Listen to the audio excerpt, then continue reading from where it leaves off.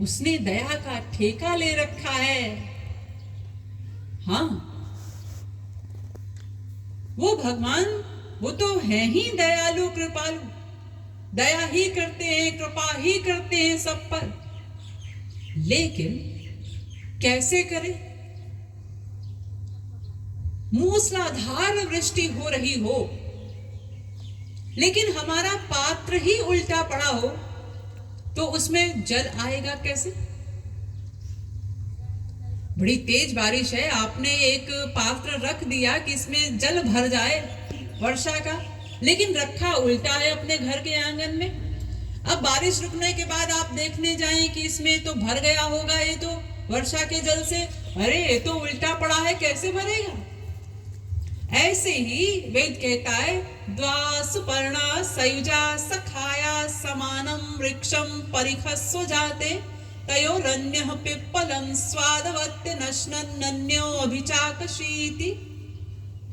इस हृदय रूपी वृक्ष पर दो पक्षी रहते हैं, एक जीवात्मा और एक परमात्मा। लेकिन ये दोनों कैसे बैठे हैं? इस प्रकार से, इस अवस्था में ये परमात्मा है और ये जो पीठ किए बैठा है ये जीवात्मा है। अब ये परमात्मा कृपा करना भी चाहे तो कैसे करे इस जीव पर? अगर कृपा प्राप्त करनी है तो फिर ऐसे सन्मुख तो होना होगा ना। तो हम अनंत जन्मों से विमुख हैं भगवान से, वे कृपा करे भी तो कैसे करे? अरे उनका तो काम ही है कृपा करना, कृपा के अतिरिक्त और कुछ करते भी है क्या?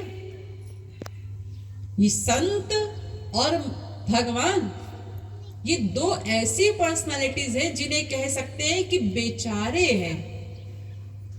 क्यों बेचारे? ये कृपा के अतिरिक्त और कुछ कर ही नहीं सकते। हम आप तो तीन प्रकार के कार्य कर सकते हैं।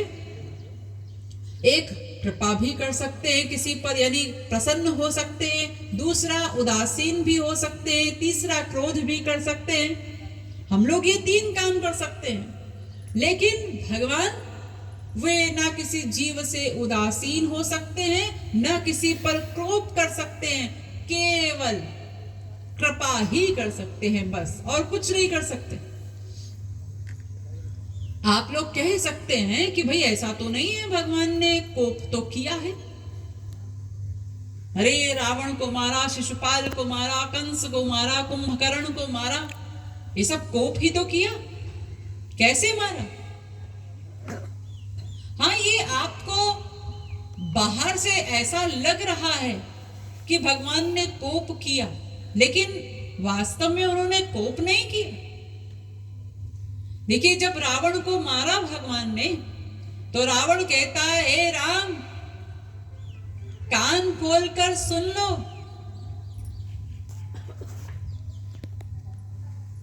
मैं जा रहा हूं तुम्हारे धाम, तुम तो आओगे 11,000 वर्ष के बाद। बताओ कौन जीता, तुम जीते कि हम जीते? तो भगवान कहते हैं, हाँ, बात तो ये सही कह रहा है। भगवान के पहले भगवान के धाम को तो रावण ही गया। तो ये कोप कहां हुआ?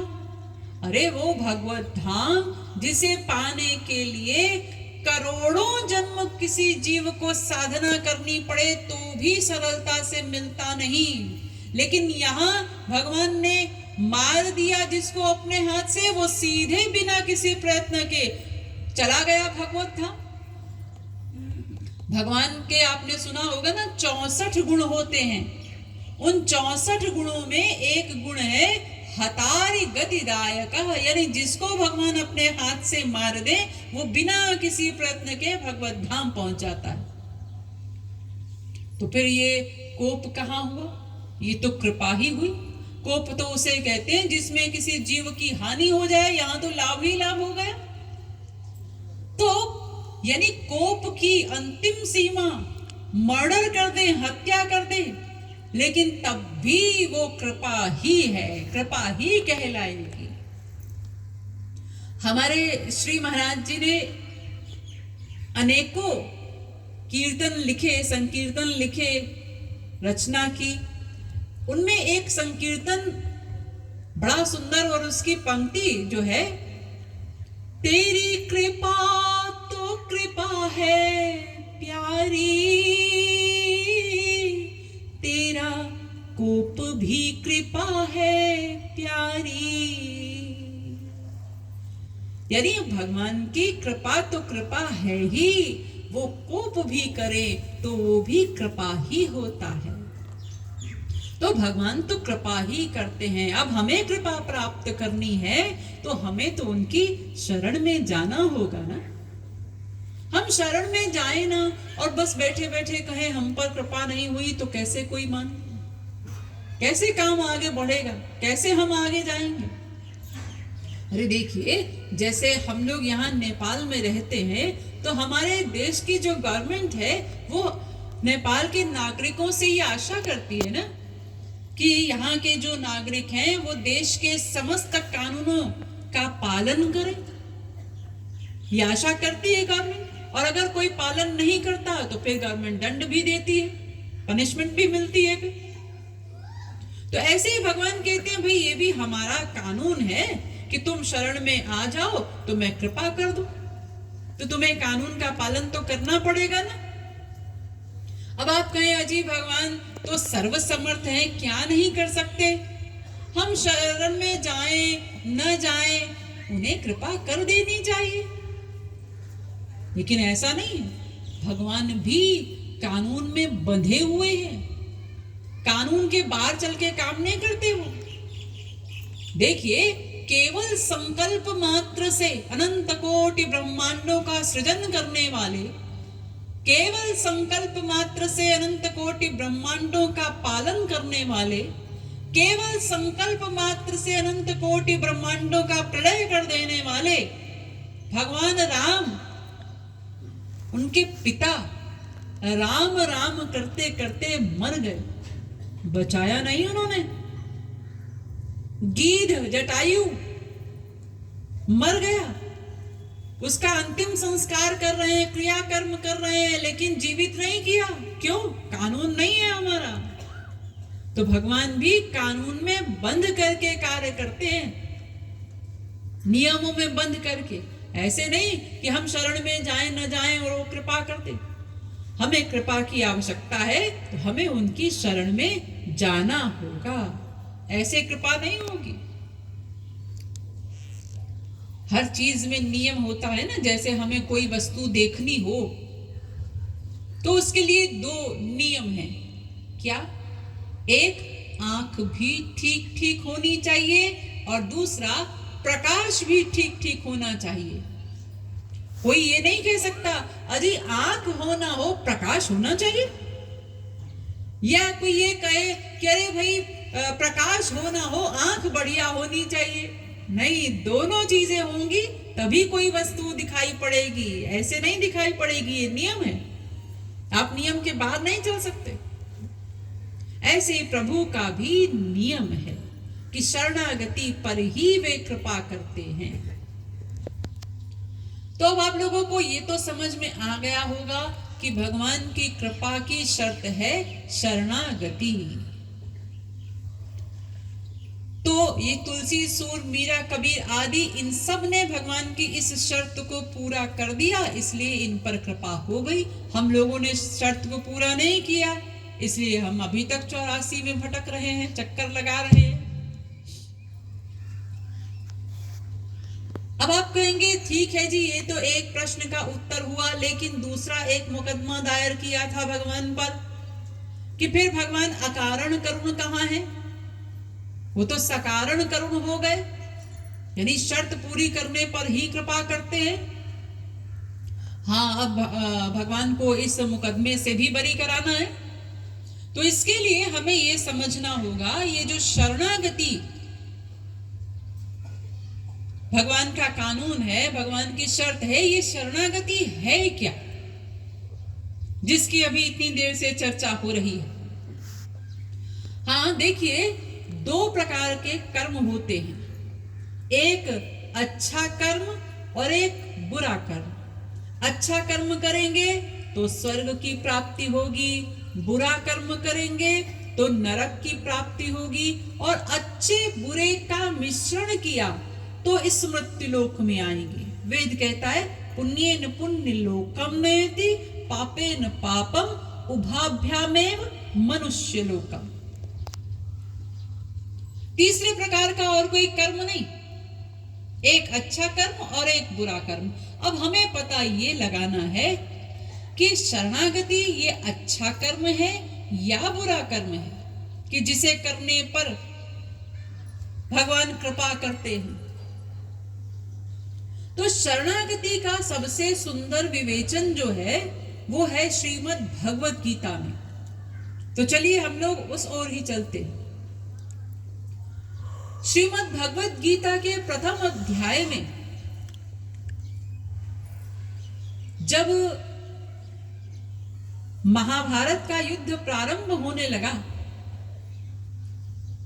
और दोनों सेनाएं रणभूमि में एक दूसरे के सामने आकर खड़ी हो गईं, अब युद्ध प्रारंभ होने जा रहा है। लेकिन अर्जुन उस समय मोहग्रस्त हो गए। जब सामने देखा कि ये शत्रु पक्ष कौन है, ये तो सारे हमारे भाई बंधु, हमारे रिश्तेदार, गुरुजन, गुरुपुत्र आदि, इनसे युद्ध करना है। तो अर्जुन पीछे हट गए। वो श्री कृष्ण से कहते हैं गांडीवं संसते हस्तात् त्वक्चैव परिदह्यते न च शक्नोमि अवस्थातुं भ्रमतीव च मे मनः। महाराज, मेरा गांडीव मेरे हाथ से छूट रहा है, मैं पसीने पसीने हो रहा हूं, मुझे चक्कर आ रहा है, मैं युद्ध नहीं करूंगा। श्री कृष्ण ने बड़े आश्चर्य से पूछा, अर्जुन क्या कहा तुमने? मैं युद्ध नहीं करूंगा? तो तुम यहां किस लिए आए हो? इस रणभूमि में युद्ध करने आए हो ना?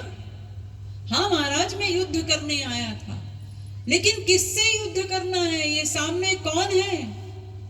ये तो सब हमारे प्रियजन है, हमारे रिश्तेदार, भाई बंधु हैं, इनसे युद्ध करना है मुझे। ये कौरव पक्ष, ये सारे तो मेरे भाई बंधु हैं, सामने गुरुजन है, द्रोणाचार्य, कृपाचार्य, भीष्म पितामह, गुरुपुत्र है अश्वत्थामा, इन सब को मारना है। और इन सब को क्यों मारना? कि मुझे राज्य मिल जाए। एक राज्य के लालच में मैं इतने लोगों की हत्या कर दूं, और आप मेरे साथ हैं। मैं जानता हूं कि ये सब मेरे हाथ से मारे जाएंगे, लेकिन महाराज एक राज्य के लालच में, एक राज्य के लोभ में मैं इतने लोगों की हत्या नहीं कर सकता। और अगर आप कहें कि शत्रु तो शत्रु होता है, तो भी महाराज इतने पुरुषों की हत्या होगी, इन सब की स्त्रियां विधवा हो जाएंगी, उनमें से बहुत सी चरित्रहीन हो जाएंगी, संतान वर्ण संकर पैदा होगी। इन सब का पाप किसे लगेगा? पाप तो मुझे लगेगा, नरक तो मुझे जाना पड़ेगा। नहीं महाराज, मैं युद्ध नहीं करूंगा। ऐसा बोल करके युद्ध से संन्यास की घोषणा कर दी अर्जुन ने, मैं युद्ध नहीं करूंगा। तो श्री कृष्ण कहते हैं, अर्जुन अगर तू युद्ध नहीं करेगा ना, तो तुझे नरक मिलेगा। तो अर्जुन कहते हैं, ये भी गजब बात कही आपने। अरे जब मैं कुछ कर ही नहीं रहा, मैं किसी को मार ही नहीं रहा हूं, किसी को मारने की सोच भी नहीं रहा हूं, तो फिर भला मुझे क्यों नरक मिलने लगा? आप भी कैसी बात करते हैं? तो उस समय भगवान ने अर्जुन को कर्म का स्वरूप समझाया कि देख अर्जुन, दो प्रकार के कर्म होते हैं, एक अच्छा कर्म और एक बुरा कर्म। तू क्षत्रिय है, तेरा धर्म है युद्ध करना, और अगर तुमने युद्ध नहीं किया तो यानी अपने धर्म का पालन नहीं किया तुमने। तो जब कोई धर्म का पालन नहीं कर रहा होता तो क्या कर रहा होता है? अधर्म कर रहा होता है। तो अधर्म का फल क्या मिलेगा? अधर्म का फल तो नरक ही मिलेगा ना। तो अर्जुन कहता है, हाँ महाराज, लेकिन मैं आपसे एक प्रश्न और पूछूं। ये तो आपने बता दिया कि मैं युद्ध नहीं करूंगा, तो इसका अर्थ है कि मैं अपने धर्म का पालन नहीं कर रहा, इसलिए मुझे नरक मिलेगा। तो फिर ये भी बता दीजिए कि अगर मैं युद्ध करूंगा तो क्या मिलेगा? तो भगवान कहते हैं, अरे अर्जुन, फिर क्या है? हतो वा प्राप्स्यसे स्वर्गम जित्वा वा भोक्ष्यसे महीम। फिर तो तेरे दोनों हाथों में लड्डू होंगे। अगर तू युद्ध में जीत गया तो ये पृथ्वी का राज्य मिलेगा, और अगर युद्ध करते करते मर गया तो स्वर्ग मिलेगा। फिर तो तेरे दोनों हाथों में लड्डू हैं। तो अर्जुन कहते हैं कि फिर महाराज, एक प्रश्न और पूछूं मैं आपसे। आपने कहा कि अगर मैं युद्ध में मर गया तो मुझे स्वर्ग मिलेगा। तो मान लीजिए कि मैं युद्ध करते करते मर ही गया और मुझे स्वर्ग मिला, तो क्या स्वर्ग में जो सुख मैं चाहता हूं, अनंत मात्रा वाला, अनंत काल वाला, वो सुख मुझे स्वर्ग में मिलेगा? तो भगवान कहते हैं, नहीं अर्जुन, जो सुख तू चाहता है ना, वो परमानंद, परम सुख, आदि अनंत मात्रा, अनंत काल वाला, वो स्वर्ग में नहीं है। स्वर्ग तो तुझे कुछ दिनों के लिए मिलेगा, फिर स्वर्ग के भोग भोगने के बाद तो वापस इस मृत्युलोक में ही आना होगा अर्जुन। ते तम भुक्त्वा स्वर्ग लोकम विशालम क्षीणे पुण्ये मर्त्यलोकम विशन्ति। पुण्य क्षीण होते ही स्वर्ग से फेंक दिया जाएगा। और अर्जुन, स्वर्ग में क्या सुख की बात तुम कर रहे हो? स्वर्ग की जो अंतिम क्लास है, माया का जो अंतिम लोक है, ब्रह्मलोक, वो ब्रह्मलोक तक भी सुख का लवलेश भी नहीं है। क्योंकि ये स्वर्ग क्या है? ये स्वर्ग माया की जेलें हैं, माया की जेल है। ये स्वर्ग, नरक, मृत्युलोक, ये तीनों माया की जेलें हैं। स्वर्ग माया की एक क्लास की जेल है। जैसे हमारे संसार में भी जेल होती है ना, तो उस जेल में भी अलग अलग कैटेगरी के सेल होते हैं। अगर कोई वीआईपी अपराधी है तो उसको अलग रखा जाता है कुछ सुविधा दे करके। तो ऐसी स्वर्ग जो है वो ए क्लास की जेल है, मृत्युलोक ये बी क्लास की जेल है, और नरक ये सी क्लास की जेल है। ये तीनों माया की जेलें हैं, तीनों माया के लोक हैं। ऐसा नहीं कि आप स्वर्ग चले गए मरने के बाद तो बस सब कुछ खत्म हो गया, अब तो बस सुख ही सुख होगा, ऐसा नहीं। जैसे आप काम, क्रोध, लोभ, मोह, मद, मात्सर्य, ईर्ष्या, द्वेष से यहां ग्रस्त हैं, ऐसे ही स्वर्ग में भी रहेंगे।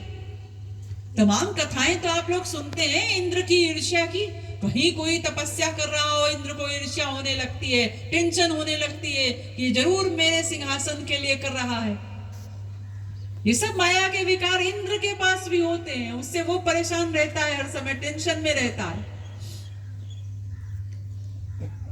तो ये सब माया की जेलें हैं। बस फर्क इतना है कि स्वर्ग है तो वहां भौतिक सुख मृत्युलोक से अधिक है, यानी वहां सोने की हथकड़ी लगती है, इस मृत्युलोक में चांदी की हथकड़ी लगती है, और नरक में लोहे की हथकड़ी लगती है। लेकिन हथकड़ी चाहे सोने की हो या लोहे की हो, हथकड़ी तो हथकड़ी होती है, बंधन तो बंधन है। तो अर्जुन कहता है कि महाराज, ये जो आप बता रहे हैं कि मैं मर गया युद्ध करते करते तो मुझे स्वर्ग मिलेगा, तो स्वर्ग में तो सुख है नहीं, और पृथ्वी के बारे में तो मैं आपसे क्या ही पूछूं। उसका तो अनुभव मुझे है ही, यहाँ भी सुख का लवलेश नहीं, इस संसार में भी। तो महाराज ये आपने क्या परिभाषा की कि मेरे दोनों हाथों में लड्डू हैं? ये दोनों लड्डुओं में तो जहर मिला हुआ है, ये मेरे किस काम के? तो महाराज मैं तो चारों ओर से फंस गया। युद्ध नहीं करूंगा तो नरक मिलेगा, युद्ध करूंगा तो ये स्वर्ग या मृत्युलोक मिलेगा। ये तो बंधन ही बंधन है जो आप बता रहे हैं, कैद ही कैद। मुझे इन सब बंधनों से बाहर निकलना है, तो उसका मार्ग बताइए, मैं क्या करूं? तो भगवान कहते हैं कि देख अर्जुन, उसके लिए ऐसा कर कि तू युद्ध कर, ऐसा भी ना कर, और युद्ध ना कर, ऐसा भी ना कर। अर्जुन कहता है महाराज फिर से बोलिए, आपने क्या कहा? देख अर्जुन, मैंने कहा युद्ध कर, ऐसा भी ना कर, और युद्ध ना कर, ऐसा भी ना कर। तो अर्जुन कहते हैं महाराज थोड़ा शिष्य के लेवल पर आकर बोलिए, आप तो गुरु के लेवल पे बोल रहे हैं, मुझे कुछ समझ नहीं आ रहा। आप कहना क्या चाहते हैं? इस बात का अर्थ क्या है? तो भगवान कहते हैं कि देख अर्जुन, बड़ी सीधी सी बात है। मैंने कहा युद्ध कर, ऐसा भी ना कर, क्योंकि तू कहता है कि तुझे स्वर्ग भी नहीं चाहिए, पृथ्वी भी नहीं चाहिए। हाँ महाराज, तो इसलिए मैंने कहा युद्ध कर, ऐसा भी ना कर, क्योंकि युद्ध करेगा तो स्वर्ग या पृथ्वी में से एक तो मिलेगा ही। और दूसरा मैंने कहा युद्ध ना कर, ऐसा भी ना कर, क्योंकि अगर युद्ध नहीं करेगा तो नरक मिलेगा, और नरक भी तू जाना नहीं चाहता। हाँ महाराज, इसलिए मैंने कहा कि युद्ध ना कर, ऐसा भी ना कर। अब समझा? तो अर्जुन कहता है कि ठीक है महाराज, शब्दों में तो समझ गया, लेकिन ये जो आप बोल रहे हैं ना, युद्ध कर, ऐसा भी ना कर, युद्ध ना कर, ऐसा भी ना कर, इसका प्रैक्टिकल कैसे होगा वो भी तो बताइए। तो देखिए, सारी गीता का उपदेश देते देते केवल इस एक पॉइंट को सिद्ध करने के लिए भगवान ने 18 अध्याय का लेक्चर दिया है गीता का। और अंत में कहते हैं भगवान अर्जुन से कि देख अर्जुन, क्या करना है? सर्वधर्मान परित्यज्य मामेकं शरणं व्रज, अहं त्वां सर्व पापेभ्यो मोक्षयिष्यामि मा शुचः। ये कर अर्जुन, तू समस्त धर्म अधर्म सबको छोड़कर केवल मेरी ही शरण में आ जा, बस, और कुछ ना कर।